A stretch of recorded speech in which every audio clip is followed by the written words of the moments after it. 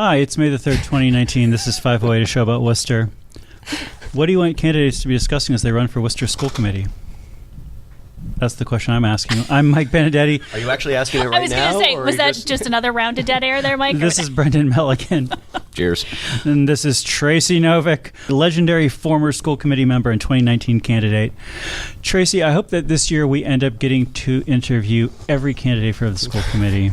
That you going to start like last week? I'm ready to start now. Good. You know, all the candidates always want to put off their 508 interviews as late as possible in the race, thinking that the burst of publicity that they get with this show, they want it to happen close to Election Day, which I think is the totally wrong way to do it. Yes. Because it's like you really just want it out there so that as soon as somebody's like, Tracy Novick wants her deal, and they start Googling or Facebooking around, they find that video because it's already there. You don't think it's that they're intimidated by the prospect of spending time with you and Brendan? They want to talk to all the softball, all the softies.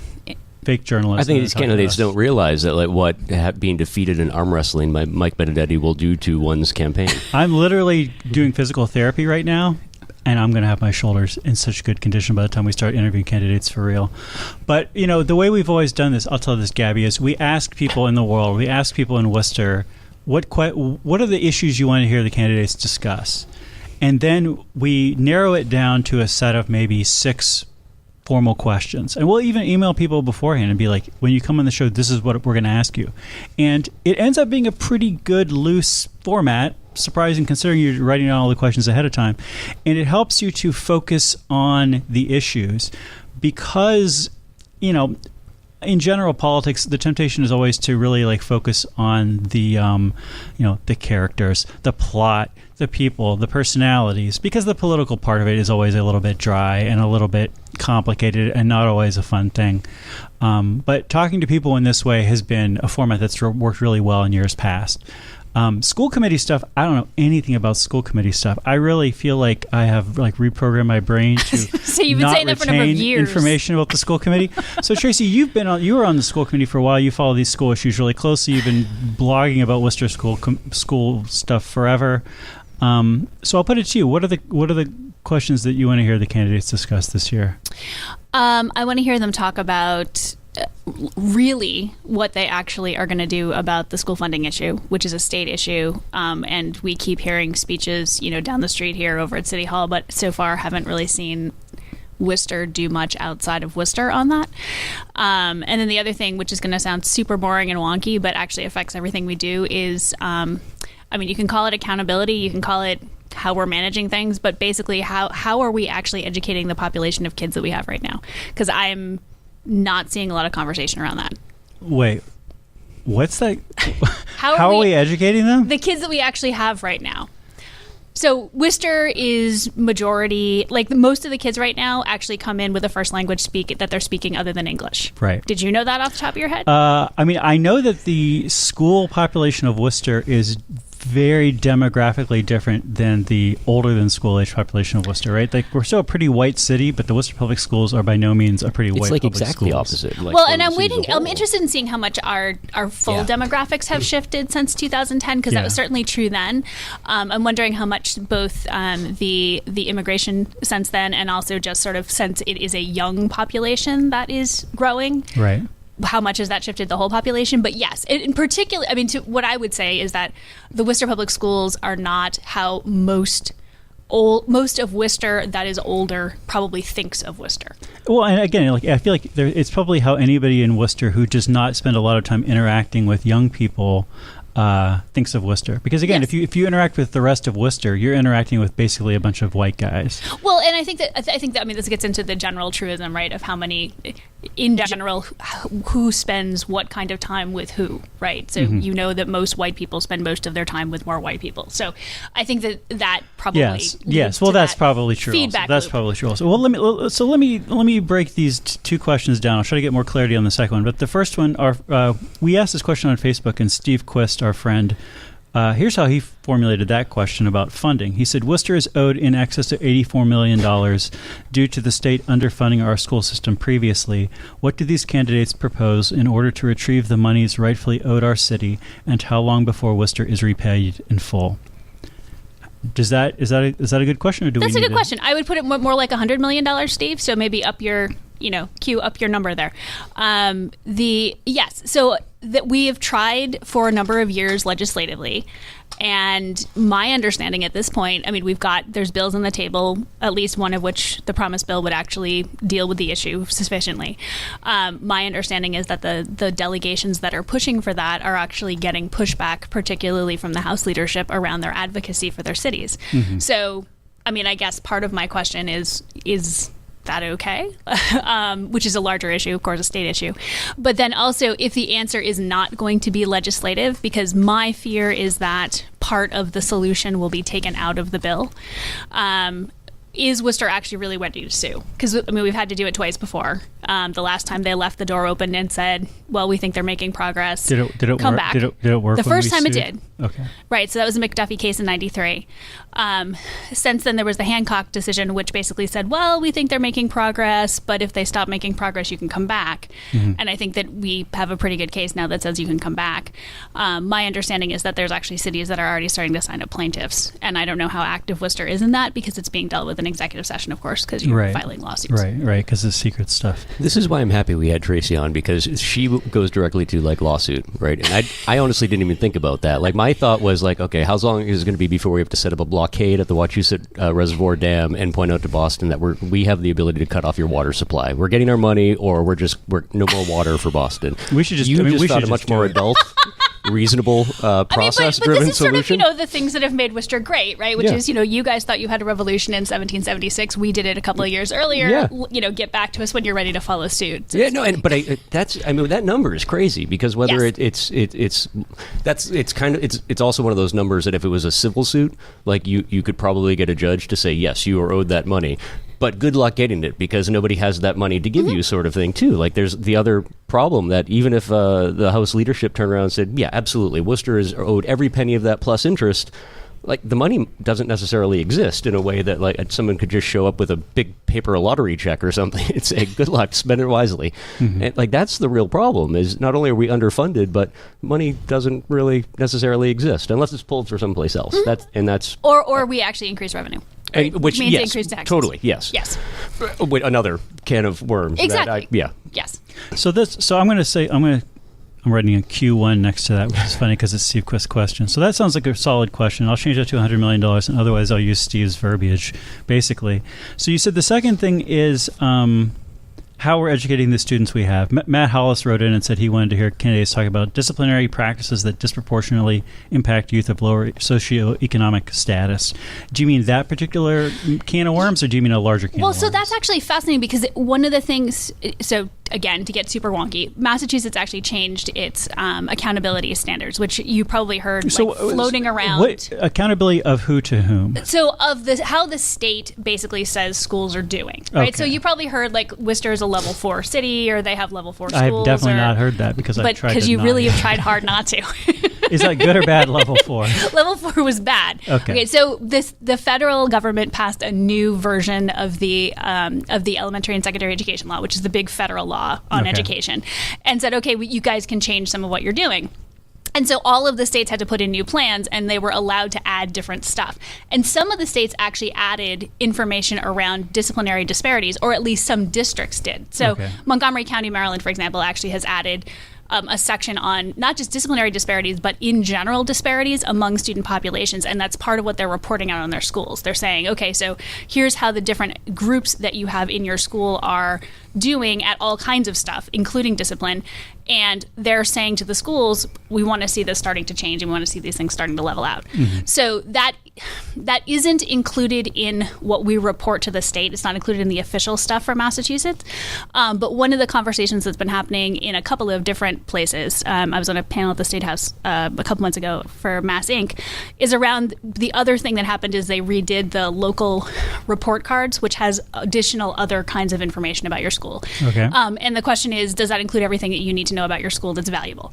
Some of that maybe should be disciplinary stuff. So what's the question then?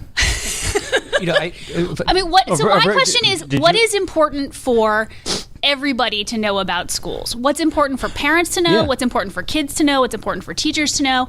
What do people want to know about their schools? And some of that's going to be data, right? Which is charts and numbers and that kind of stuff. But some of it, I think, is less measurable in that kind of way. And that doesn't necessarily mean it's less valuable. It just makes people who are statisticians more nervous. But I think that gets into some of the conversations that are happening locally right now. But it also gets into the conversations that are bigger, like how much should MCAS count, and how much should what does it mean if we've got some kids who are graduating and some kids who aren't, and does it matter if it takes kids 6 years to graduate? And those kinds of questions are all under that too. I like this topic. I'm not sure what the question is. Did you want to say something, Brendan? No, I had a question about the question, and I think I was trying to think of a parallel while you were talking. I remember probably a decade or so ago, there was this weird moment in time when it came to crime in the city overall, where we realized that the way the city of Worcester was reporting sex crimes, primarily rapes and sexual assaults, was not necessarily in line with the way the Department of Justice was categorized. So, like, if you looked in Worcester, there was one set of numbers that we seemed to have, which was wildly different than like the numbers that the federal government would have been expecting to see come from us. But it was basically because we hadn't updated our definitions, and the language matters when like you're pushing data up the pipeline. Unless everyone's using the same terms, we're not talking about the same stuff. It sounds like is that part of the problem here? That's part of the problem here, and that's why state level, you keep, I think, seeing, if you watch the school committee meetings at all, which I know you don't like, but you occasionally see the mayor getting frustrated and saying we need better information or we need clearer data or that kind of thing. And part of it is because the last couple of times that we've gotten an update from the superintendent on disciplinary data, it hasn't actually lined up, to Brendan's point, with how the state reports it. So it hasn't had extended removals, emergency removals, which is one of the ways that they will pull a kid out for a couple of days where it doesn't get reported as a suspension. It wasn't being broken down in the same kind of way. And so I went in and I actually pulled the state's data and I looked at what the superintendent reported, and I couldn't make the numbers work.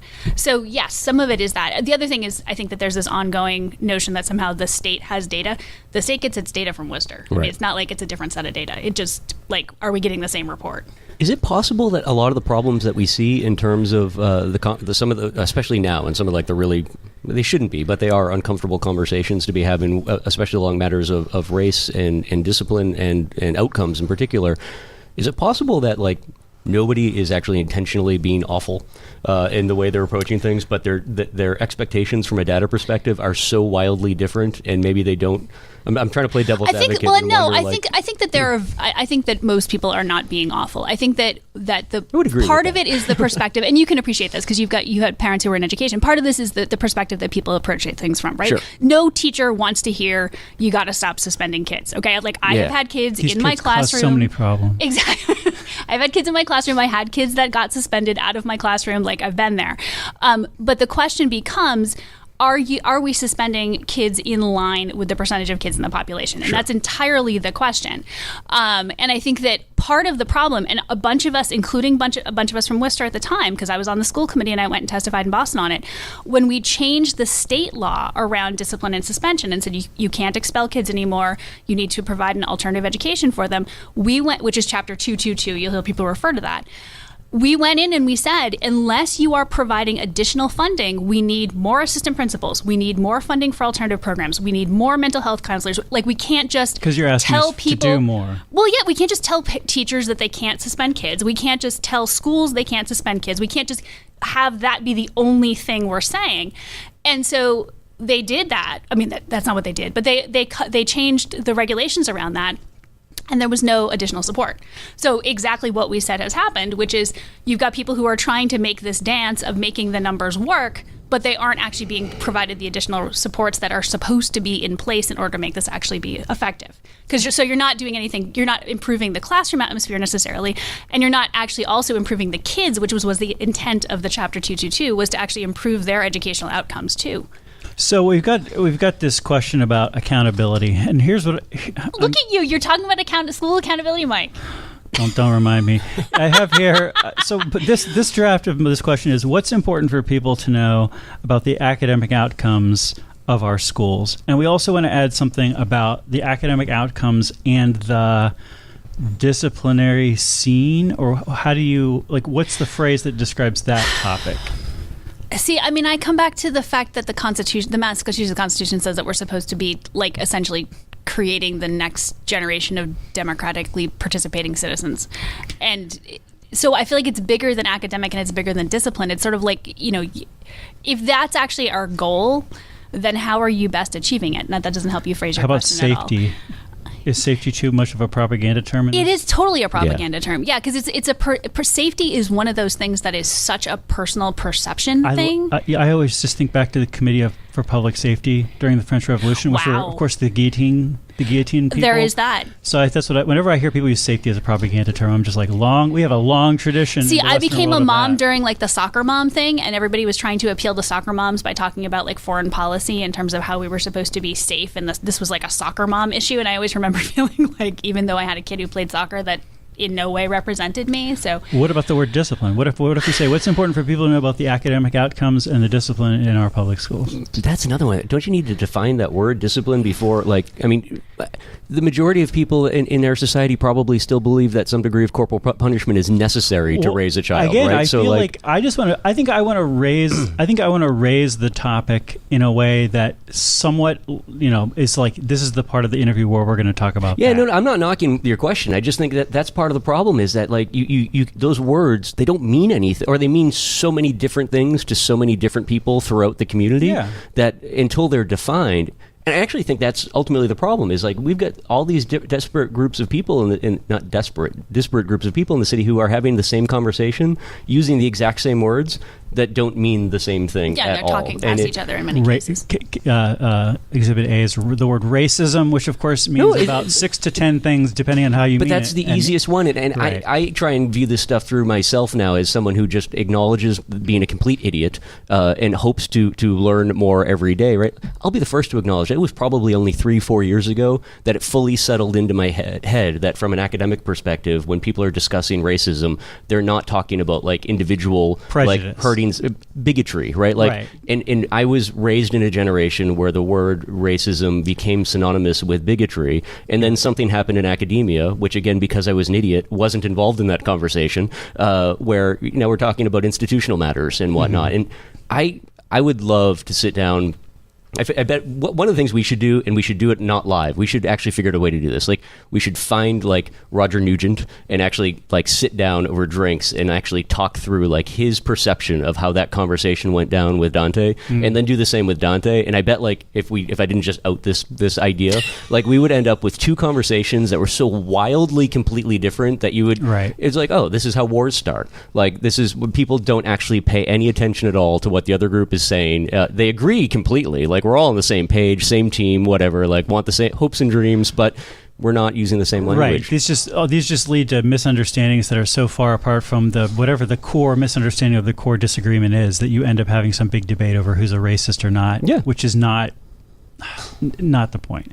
But so I'm going to say what's important for people to know about the academic outcomes of our schools and discipline in our schools. And people can say, well, what do you mean by discipline? And I'll be like, I don't know. What's your thoughts on discipline? I mean, I'll just say, like, what's your thoughts on discipline? What's your thoughts on how we should be doing this? Like, I just want to bring that topic up. I mean, this is...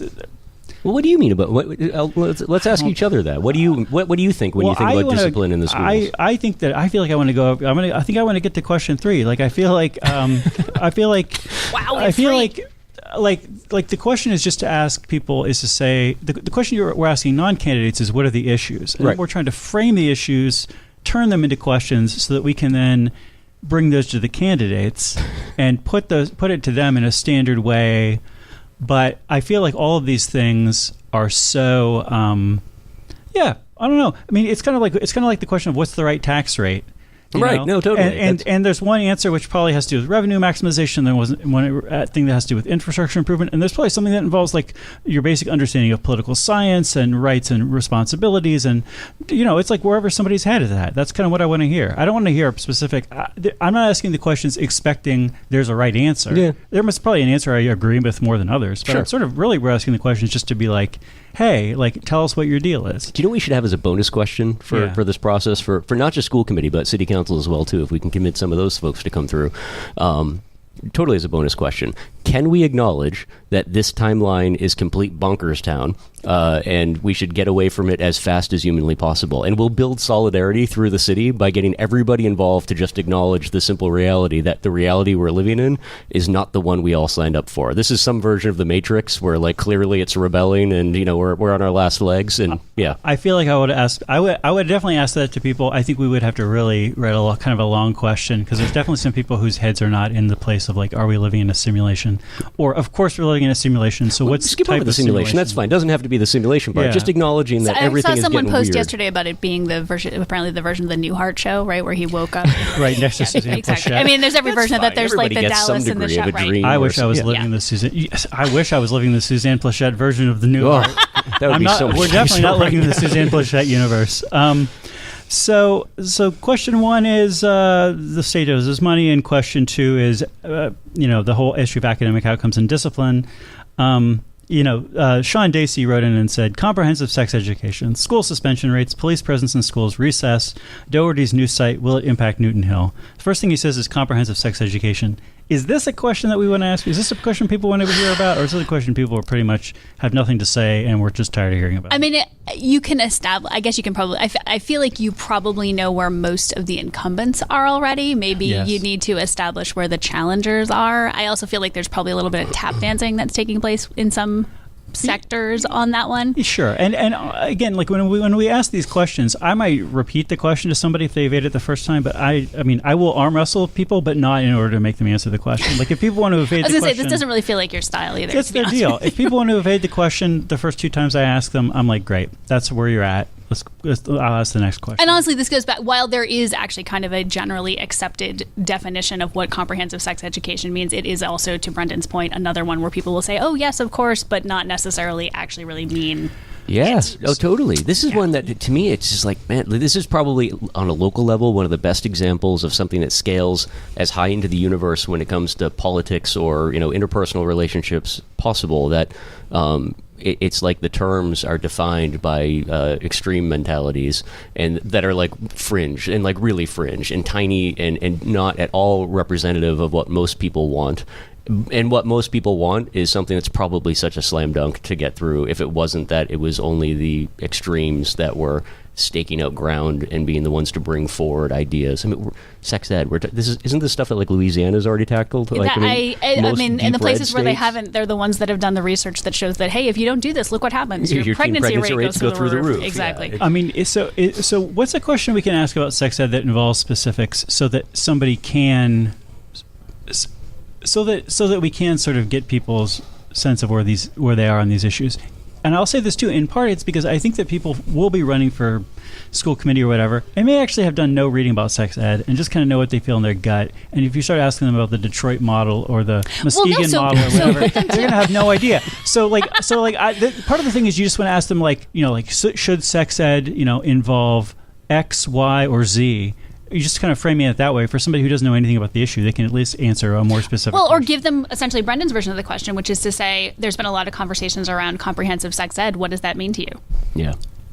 I mean, this is definitely a question I cannot answer. I don't know what comprehensive sex ed means. Yeah, but you're not running for school committee. I mean, unless you're going to announce. You know what the problem, from my perspective too, on that, we always make the mistake of using the word sex, which in New England I think is just going to make people squicky no matter what. And it's like, it's actually not the right question. It's like, education. As adults, do we think that it's important that young people know how their bodies work? Like, and anyone who says no to that question, it's like, okay, you're not on the team. Like, we can't have you a part of the conversation here. Yes. That's like, and part of the problem with where to get into the whole Michigan model thing, part of the where that fell apart was it was actually trying to isolate essentially kind of an anatomy lesson from the notion of like this being part of a healthy relationship. And that's actually, I mean, that's a broken system. That's a broken model. That isn't what you need to do. So is there a specific, I just wonder if is there a specific aspect of sex education that we could ask people about? Like, could we say to people, do you think X should be part of Worcester's sex education program? And that kind of question would be enough of yes or no question, but one that leads to a larger conversation, or there's not just such an obvious one specific angle that we focus on? I mean, the problem is you then get because you could say should it include LGBTQ information, because they were going to make that a component. Yeah. But you can't make it a component. So you could say, should it include this, and everyone says yes. But if what you're doing is isolating that as a unit, then that doesn't really help either. I mean, I would say that, talking about consent and those kinds of positive consent and those kinds of things, but that gets again into your squeaky terms, and some people know it and some people don't. So, I mean, so we don't have a good question about sex ed. I'm sorry. Maybe we just say sex ed. What do you think? Unfortunately, no. And I think it's because it's probably something that's been framed poorly for the last 30 years in terms of its approach. And what's funny when it comes to that? It's not funny. The thing that makes me most nervous, it was even when I was hoping that this last plan would actually go through, because there was nothing in it that really bothered me at all. I was great, whatever. It's a step forward. We should have something. This is something. But then I got to thinking, wow, when they're doing stuff with condoms, this is just going to be like peanut allergies all over again. Now the city of Worcester is going to have to familiarize itself with the severity of latex allergies, and we're going to actually have committees on what the appropriate material for condoms to be introduced into the Worcester Public Schools is, and there's going to be a complete meltdown. That's where the fabric of our society is going to crumble when we start having big discussions on access to proper materials for condoms. And okay, great. So now the kids can't be involved because they've got an allergy, and now you're getting people isolated. And it's a peanut problem all over, man. It has nothing to do with sex ed. It has to do with healthcare issues that we don't even discuss in that capacity, right? We discuss them in terms of peanuts. You don't bring peanut butter sandwiches to school anymore. The first question was the question, Worcester's owed $100 million by the state. How are you going to deal with that one? The second question, what's important for people to know about the academic outcomes and the discipline in our public schools? Mm-hmm. Yeah. And then the third question is sex ed. What do you think? That second one, you know what? There's got to be a component of that I think is important to look at. So we talked about how the demographics in the Worcester Public Schools have shifted wildly, at least since I was in school. I think they've flipped both almost entirely from what the numbers looked like in terms of the minority, non-minority populations within the school. Does the word minority even mean anything when we're talking about the schools anymore? Maybe only if you're talking about white kids. I don't it's totally flipped on its head. But something that hasn't changed is the voting demographics in the city. Mm-hmm. And that's actually, for question 2, I'm not necessarily interested in somebody's answer as a reflection of what the people who are going to vote for them are up to, because those aren't their constituents in terms of the schools as a whole, right? The schools themselves, the student body, are not in any way, shape, or form, from at least the numbers that I've seen, indicative of the voting population of the city of Worcester. Right. Hopefully that changes.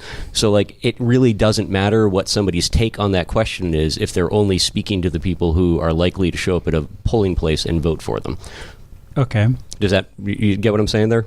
I think so. It's a broken question in a way that, from a political perspective, unless we're going into crazy altruism territory in this year's election cycle, where nobody is looking out for their own best interests or whatnot, the likelihood of someone answering that question in a way that actually reflects the needs of the school district is nil. Well, I'm very open to us rewriting the questions. Yeah. I feel like it's a great question. The approach I think is something that could fall flat on its face. If we need to, I'll put these draft version of the questions out there, and if people want to revise them or people have different ideas on how we should approach them, we can do that. Mostly, I'm interested to at least get down to the issues. And Tracy, it's so helpful for you to be here. I know people may think it's weird that as somebody who's running for office, you're on here, but honestly, we almost never even have any incumbents on the show. In part because incumbents are terrible, and in part because they already get too much press.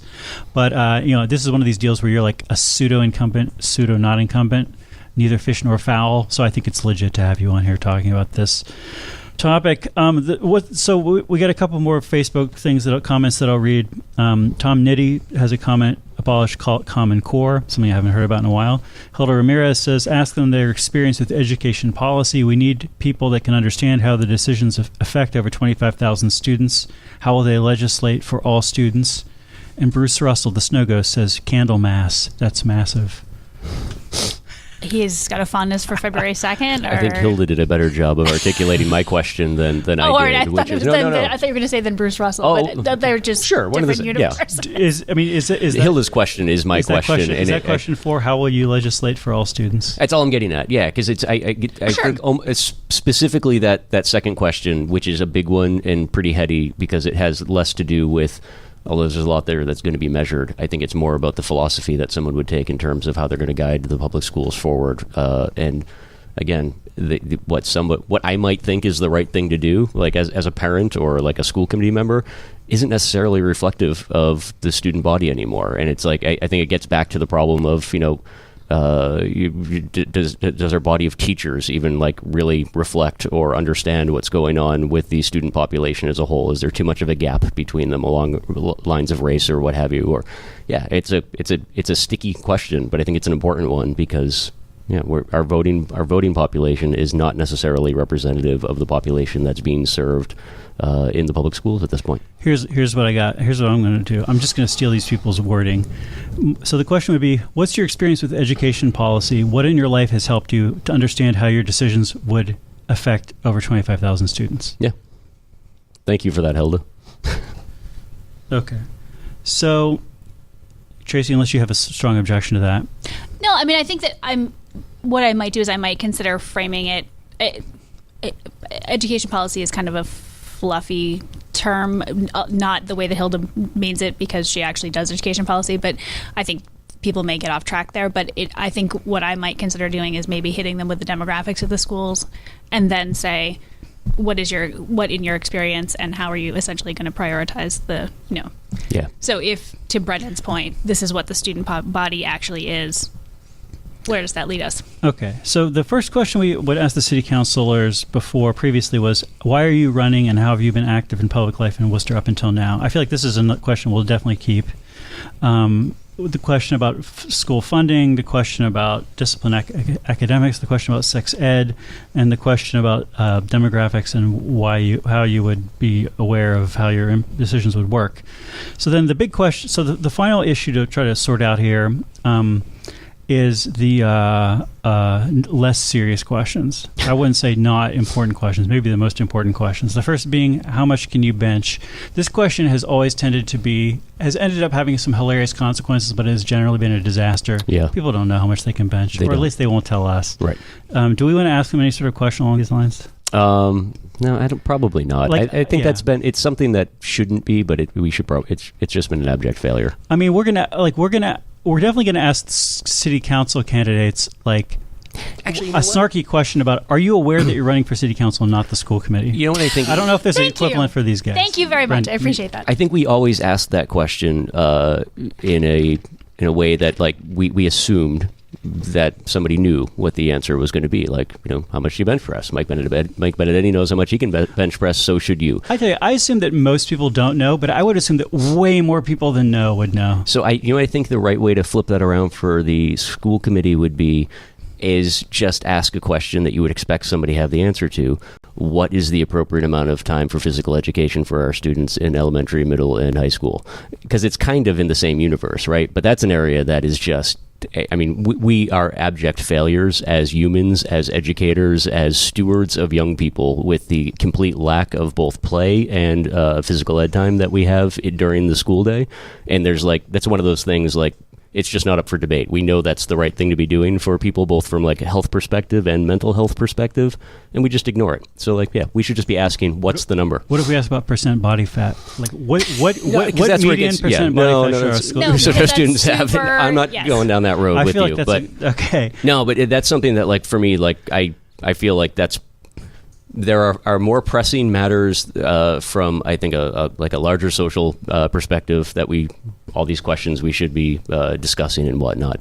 But if we're not giving young people the opportunity to burn off all of the steam that they come into school with at almost every age range, which is kind of what recess used to be about, and it's also where you learned social interactions and whatnot. Mm-hmm. But then we're also going to go back and we're going to punish them with a very heavy hand for maybe not acting with the right kind of social frameworks that we think that they should later in life, then we're missing the point entirely, right? The part of the reason why you have violence, maybe, which I wouldn't even consider violence, right? But some adults do, in the high school level, is because we never actually let kids learn to build strong social relationships when they're younger and navigate those waters. Because we don't teach kids martial arts. That I would be thought that was where you was going too, actually. What martial art should we be teaching? We can go down that road too. No, it's play, man. It's what level of mastery should be required? We figured out how to problem solve when I was in elementary school, and like you would be playing tackle football on pavement, right? And like without adult supervision, that's how you learn to navigate problem solving amongst groups of your peers, right? Like, and I know a lot of people who went to private school and a lot of people who went to were homeschooled in some weird format, and most of them, I would say, definitely, in fact, all of them got a better education than me. But one thing I always tell them is the thing I learned in public school that you never learned is how to take a punch. Yeah. But you learn that when you're young, when because young people can't actually throw a punch. The consequences are different, right? You can sort of work on it as you get older until the point where the punch actually could be lethal. By that point, you're pretty ready. And I don't know. There's so much to be said for play, for recess, but for actual, as you get older, like actual physical activity, and we don't do enough of that. So the last question that we've always asked city council candidates is, who's your favorite character on The Wire? Now, The Wire, it's almost 15 years since the premiere of The Wire now. Mm-hmm. It's kind of an older show. On the one hand, it means maybe people definitely should have seen it by now. On the other hand, it means that it's basically like I don't know, like reading Abraham Lincoln's diaries or something. It's pretty ancient history. The last election cycle where we interviewed people, somebody asked, can I talk about my favorite character on Parks and Recreation, which I would appreciate. It's not as didactic of a show as The Wire, but no show's as didactic of a show as The Wire, besides like PBS documentaries. Yeah. But the problem I think with saying who's your favorite Parks and Rec character is that like Ron Swanson is such a great character. I mean, there's an order of magnitude fewer characters on Parks and Rec, right. And Ron Swanson is like so. I mean, I can see people who wouldn't say Ron Swanson is their favorite character, but it's kind of like saying who's your favorite member of the Beatles, and it's like. John, almost nobody's going to say George. The other problem, I feel like Ron Swanson is kind of the John, Paul, and Ringo combined of Parks and Rec. Yes. You could say George, but it's a rare answer. The other problem is that when you're talking about a show like The Wire, the intent was that like, oh, someone in the United States is going to see an aspect of their city or like a character from their city or their experience that they can relate to or that they can put an overlay on. There's some understanding. Parks and Recreation, I will remind you, was a comedy. But we've actually gotten to the point in society, much like the movie Idiocracy, where it now seems to represent very much what people see and deal with in their municipal governments. It's not really funny the way it was intended to be out of the gate. Or I guess like that was part of the joke, one of the layers of it, but it's a little too close to home, to the point where lots of Parks and Recreation departments throughout the country are changing their names, like, and reordering the words, like, to recreation and parks. And also, doesn't this get into the, like, what, with the transition from the West Wing to 24? In terms of being, like, the national model, right? Like, what world are you, or do you think you're living in, or are you aspiring to live in? Yes, right? Very much. And it's like The Office, right? Like, I think it's too, like... At what point is this not funny anymore? It's always hilarious, but for the wrong reasons. So let's ask, I think we should continue to ask people about The Wire. Especially if you're not going to ask people how much they can bench, you got to ask them about The Wire. Maybe we could focus on the specific season that dealt with public education, because there was a whole season where the schools were the main characters. Season 4. So I mean, was it 4 or was it 3? I said 4, but I think it was season 4. Season 3 was politics. Season 4 was education. Season 5 was the newspapers. Yeah. Season 2 was unions and the docks, and season 1 was the police and drug dealing. But I do, maybe that's the why. There's still something. Have you seen the show? No, I haven't. It was a didactic show. Yes, it was a hell of a didactic show. Let me change that. I have seen clips of it, and all of them have been from season 4 for the reasons that you would imagine. Yeah. Tracy, you have to have a code. But there's also, I think, something we said as well, too, where a lot of what was discussed 15 years ago, or in the case of that season would have been 12 years ago, math, public school gets you. A lot of what was being discussed in Baltimore via that show at the time, I think now are the things that you're seeing more commonly across even like middle-sized cities and smaller cities like Worcester. There was a lot of what was happening from an education perspective there that was more philosophical in that show. Mm-hmm. Now it actually is our reality. And a lot of it does stem from lack of funding, but also that the mountain of mandates that have come down that have changed the way education is delivered on a day-to-day basis. And it happened very, very slowly, I guess, slowly in the sense that, like, a generation for a school system is 12 years, like the time it takes for a student to move through, and that's pretty fast. But it happened in a way that I think caught a lot of people off guard. That season, I think, is still very relevant, especially to a city like Worcester. So let's ask people who their favorite. Let's ask people if they've seen The Wire, who's their favorite character on The Wire, and then we can bring up season 4. Yeah.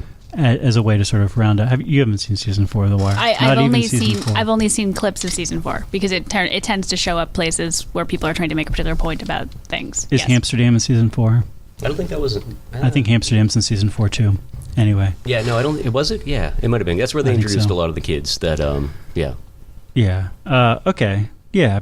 Yeah. Because there's a lot of Bunny Colvin in season 4. People are loving this part of the show. Well, it's a little niche, maybe, but I had to say, Tracy, like I always am. I try not to think about the school committee. I try not to follow the school committee race. And I've talked to you many times about, are you going to run this year? And whenever I heard that you were going to run, I don't remember whether it was from you or from somebody else. It was just so amazing to me. Frequently, we talk about this show. We try to talk about Worcester as though it was a television program and use those critical and fandom skills to analyze the state and the city of Worcester. And when I look at Worcester, if Worcester was a television program, and then we have like this thing that happens midway through season, whatever it is, season 176 or whatever, where it's like Tracy Novick is coming back, like the Roddy Piper of Worcester politics. Maybe you love her, maybe you hate her, but you definitely got an opinion. She's coming back and she's running. And then everybody on the Worcester Reddit is just like, if this is happening, I mean, like, I think we know what's going to happen in the season finale, or at least as the final arc of the season, which is Mike Gaffney's going to come back and run for city council. When does it get right? I mean, it doesn't make sense otherwise, right? Like, you don't. That arc is a little shorter, though. I think you don't bring back like the second-ranked big bad without bringing back the big bad from the Dead 2. It doesn't make any sense otherwise. It doesn't make any sense otherwise. So you don't know anything about this, though. No, and I'm not sure I like your analogy. You couldn't talk about it. How much time do we have left, Mike? Oh, we have like about 4 minutes left. So here's like an actual question. Yeah. And either of you can answer, but I would love to hear Tracy's answer, and it specifically because I think you know more about not just the funding models, but the way education is supposed to be and intended to be delivered in the Commonwealth than most people. It's what you nerd out on and find pleasure. Should the average person actually be hopeful about public education at this point? And don't answer this in a way it's going to put you on the spot, like, because I know it's a weird question, but like, you mentioned earlier, I was raised by public school educators, and it's like, I'm kind of at the point where it's like, man, this is probably the single most important institution we have of like all the institutions that need to be protected above all else. And it's like, whoa, like, how do we dig ourselves out of this morass? And it's like, but I also imagine. Do you mean in Worcester or more largely? I mean, I think a larger, because if we got our $100 million paycheck tomorrow, that like we could fix a lot, but then, it doesn't really change the bigger picture that we're still part of a larger institutional structure that. Yeah, I mean, I think maybe this is the English major in me that says you got to start talking about stuff before you can fix it. I'm hopeful because of the conversations we're having. So like we're actually having conversations about things like structural racism. Yep. We're actually having conversations about, desegregation again. We're actually having conversations around funding mattering. Like we're having conversations about like you got to do more than just talk about MCAS. Like, and those weren't conversations I think we were having in some places 5 years ago, 10 years ago. So it's maybe a longer term hope, but in terms of is it hopeful? I think it really is hopeful because those are different conversations, and I'm hearing them kind of everywhere. I mean, the Board of Ed has shifted. What you see the NEA talking about has shifted. What you see, the conversation, even as we redid the federal education law, had shifted. So I think from there, it's only the very beginnings, but I think that the conversations have changed, and that has to happen before the institutions change. Well, thank you for that, because that's man, it scares the heck out of me. And I want to apologize, like in terms of framing you as like Mike Gaffney being the big bad and you being the second best. I'm glad you had time to think that through. If you would rather us frame it as saying that like you're the big bad and Mike Gaffney is like the second worst. Then like I don't know that I think about it like that. The why you know what I'm talking about, though. I think that you can. Do you know Roddy Piper? No. You know what I'm saying? No. There's basically no better thing that I could say about somebody comparing them to a villain than saying you're like Roddy Piper. But the thing is, are you pursuing it in just for the perspective of being disruptive, or are you pursuing it in search of a greater good? I think that there's a. I would hope that there's a motivational thing that's potentially different there. I'm just trying to understand it like a television show. But then understanding the character arc, like understanding motivations of characters, actually matters. Then. Well, it does. It does. Sure. Okay. Hey guys. Thanks for watching. Thanks for listening to 508 on the radio, or somehow by a miracle you watched it on Facebook. I don't know how you did it, but you did. Good job. Congratulations. You succeeded where I failed. We'll talk to everybody next week. Bye-bye.